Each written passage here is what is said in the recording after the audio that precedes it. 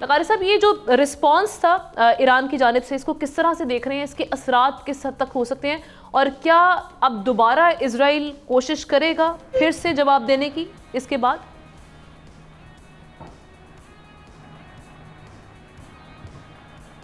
ये सवाल किससे किया आपने? जी लकारी साहब।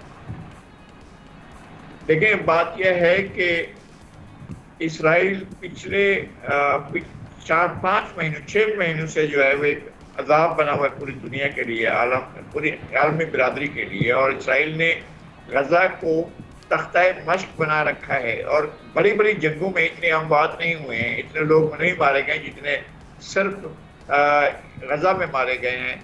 और गजा में कैजुअलिटीज हमारी बहुत से इलाकाई जंगों, बहुत से मुल्कों के दरमियान वाले जंगों में भी इतने लोग नहीं मारे गए जितने इसराइल ने गजा में और फ़लस्तीनियों की बस्तियों पर बम गिराकर और उनकी आबादियों को तबाह करके जितने अफराद को शहीद किया है, उसकी तो कोई मिसाल नहीं मिलती है। अच्छा, उसके बाद जो पहली कार्रवाई ये थी कि उसने ईरान के सफारत खाने में जाकर अटैक किया और उस अटैक का ज़ाहिर है अगर ईरान खामोश होकर बैठ जाए तो इसका मतलब है कि एक और हमला भी तैयार समझा जाए। तो ईरान का दिफाई निज़ाम जो है वो बहुत मजबूत है और हमें उनके जो पासदारान इनकलाब हैं उनके जज्बे का भी अंदाज़ा है, हमें वहाँ की फ़ौज के जज्बे का भी अंदाज़ा है कि वो किस तरह से लड़ने की सलाहियत रखती है।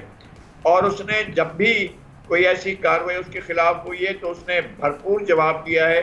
और ये जवाब जो था वो ईरान की तरफ से इसराइल ने जो जारहाना हिकमत अमली की थी। और सबसे बड़ी बात यह कि एक सफारत खाने पर अटैक किया। सफारत खाने दुनिया भर में मामूल समझे जाते हैं, महफूज समझे जाते हैं, उनको अमन की जगह समझा जाता है। वहाँ पर अटैक करना तो चैलेंज करने वाली बात होती है और उसका जवाब दिया ईरान ने।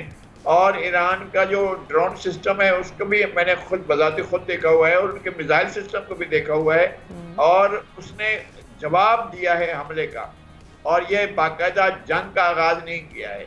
और अगर खुदा न खास्ता जंग दोनों मुल्कों के दरमियान छिड़ जाती, और अभी तक तो नहीं छिड़ी है लेकिन बहुत ही खतरनाक होती है, अगर ऐसी सूरत हाल पैदा होती है तो अंदाज़ा है कि दोनों मुल्कों के पास भारी असला मौजूद है और वो उसकी तबाहकारियाँ भी बहुत ज़्यादा होंगी।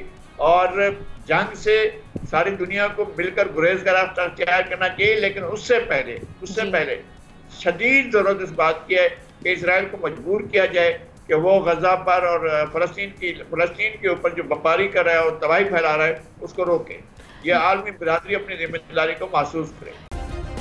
सब्सक्राइब करें और बेल दबाएं ताकि कोई खबर रह न जाए।